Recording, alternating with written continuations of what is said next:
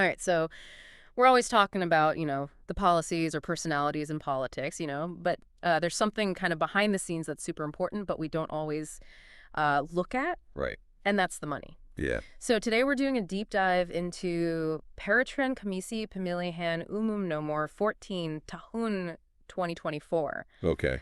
It's basically the playbook for how campaign funds work in Indonesian regional elections. Mm. So that's your governors, your regents, your mayors. Right. And our mission here is to give you a really clear picture of where this money comes from, how it's used, and all the rules to keep everything nice and transparent. Absolutely. So our main source here is the official regulation itself. Makes sense. So to start with, where does the money even come from? Like if a candidate is backed by a political party, what are the typical sources of funding that they can tap into? So if you're backed by a political party, the regulation says you can get funding from the party itself. You can use your own personal funds, and then you can also get donations from individuals and private companies. Okay, so it's kind of a mix. Yeah, a mix of internal and external support. Yeah. Yeah. And then what about independent candidates? How do those guys, how do they finance their campaigns? So independent candidates, they have to rely more on their own personal funds. Okay. But just like the party-affiliated candidates, they can also get donations from individuals and private legal entities. So the private donations are really important for both. Yeah, absolutely. It's a key source for both types of candidates, but, it comes with some rules. Right. It's not just a free-for-all. No, not at all. So what are some of those strings attached to these private donations? Well, first of all, transparency is really important. Okay. So every private donation needs to have very clear identification of who the donor is. Got it. And crucially, the money can't be connected to any illegal activities Right. or be used to hide illicit money. So they don't want, dirty money getting into the elections. Yeah, absolutely. This is really key to keeping corruption out of the elections. Yeah, makes sense. It's a fundamental safeguard. So then who can actually donate? I mean, who counts as an individual who can make a donation? Are there, certain categories of people? Yeah, the regulation's pretty specific about that. Okay. You can have members and officials of political parties. Okay. You can also have family members of the candidate and party leaders. So close family member. Yeah, close family. Yeah, okay. And then also registered campaign volunteers. Right. Interestingly, even political parties that aren't fielding a candidate in that specific race can still give money. Oh, that's interesting. Yeah, it's a bit of a quirk. So then all these donations coming in, there's got to be a paper trail, right? What information needs to be documented when these donations are made? Definitely, there's a paper trail. Yeah. So political parties, when they donate, they have to give a very detailed statement. And this includes their name, their address, leadership details, their tax ID, the amount of money they donated, the source of the funds. And they even have to sign legally binding declarations about their financial standing and where the money came from, making sure it's all legal. Wow, so it's very thorough. Yeah, they really want to know where the money's coming from. Yeah. And then for individuals and private legal entities, they have similar requirements. Okay. But it's really focused on making sure their identity is verified. Right. And the origin of their funds is legitimate. Okay. And then private entities also have to give their incorporation documents. Wow, so it's a lot of paperwork. Yeah, a lot of paperwork, but it's for a good cause. Yeah. Keeping things transparent. And so are there any limits to how much individuals and organizations can give to a campaign? Yeah, definitely. Okay. We don't want, just the richest person or company to be able to swing an election. Right. So for individuals, the limit is 75 million rupiah per campaign period. Oh. And then private legal entities and non-nominating parties, Right. they have a higher limit of 750 million rupiah. All right, so there is a limit, but it's, quite high. Yeah, it's a decent amount. Yeah. But there are consequences if you go over. Like what happens if you go over? You can't use the extra money. Okay. You have to report it. Right. And then you have to return it to the state treasury. Wow. Within 14 days after the campaign's over. Oh, okay. And you have to submit proof to the KPU that you actually returned it. So that's really strict. Yeah, they're serious about these limits. Okay, so we've talked about cash, but campaign funds, they can come in other forms too, right? It's not just cash. Oh, yeah, for sure. Okay. So you can have money, cash checks, electronic transfers. Right. But you can also have goods. Goods. Yeah, like tangible goods, intangible goods. Okay.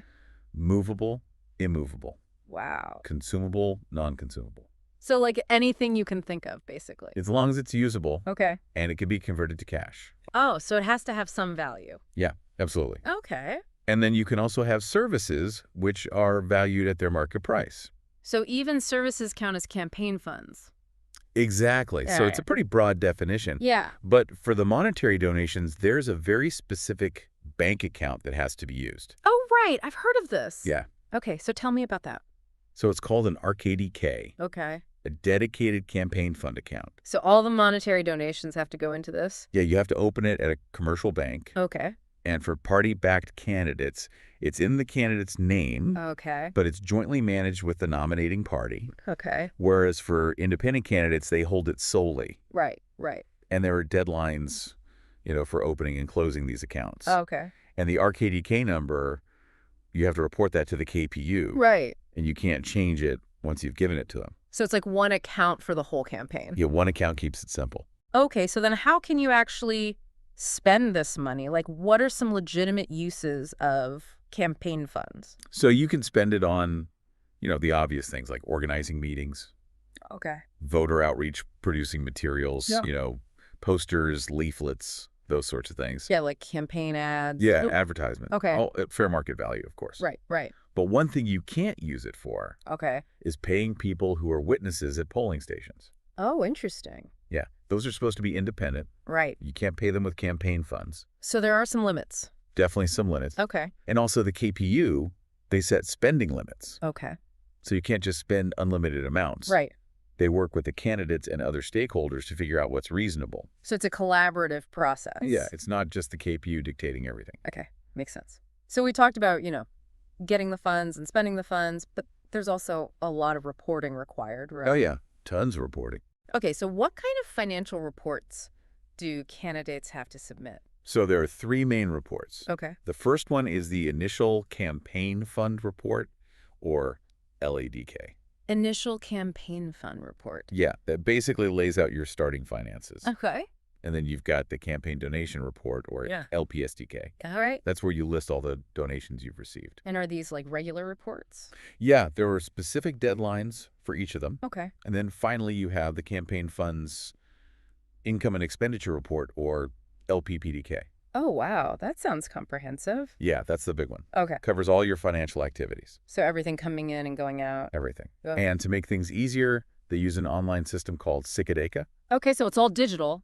Yeah, it helps streamline the process. Yeah, that makes sense. And then what about oversight? Like who's checking all these reports? So the final report, Mm-hmm. the LPPDK, Right. that gets audited Audited by. by a public accountant office, or KAP, Okay. that's appointed by the KPU. So it's like an independent auditor? Yeah, they have to be independent, Okay. and then the public can also scrutinize the reports.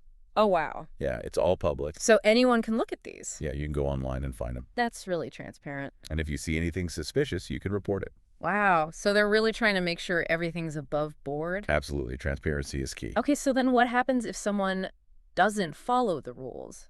Like, what are the consequences for not complying with these regulations? So there are some clear no-nos. Okay. Like you can't accept funds from foreign entities, Oh, right. anonymous donors, Okay. government bodies, Right. state-owned enterprises. Right. So it's got to be, private individuals and companies. Yeah, within Indonesia. Yeah. And if you break the rules, Yeah. like if you don't submit your reports on time, Right. or if you accept prohibited funds, Okay. there could be sanctions. What kind of sanctions? Well, it depends on the severity. Okay. You could get a warning. They could restrict your campaign activities. Oh, wow. Or in serious cases, they could even disqualify your election results. So you could win the election but then get disqualified? Yeah, if you've been playing dirty. Wow, that's serious. Yeah. And there are also penalties if you exceed the donation limits. Okay. Or if you provide false information. Yeah. All that stuff's laid out in the election laws. So this is a pretty serious system. Yeah, it's designed to make sure everyone's playing by the rules. Yeah. And that the elections are fair. So to sum up, what are your main takeaways from these regulations? Well, I think the big takeaway is that they're really trying to establish transparency and accountability in campaign finance. Okay. I mean, these rules are very detailed. Yeah. They cover where the money comes from, the Right. forms it can take, Yeah. how it can be used, Yeah. how it has to be reported. Right. And it's all to protect the integrity of the democratic process. It seems like they're trying to cover all the bases. Yeah, they really are. And the independent audits and the public scrutiny, Right. that just reinforces their commitment to Yeah. open elections.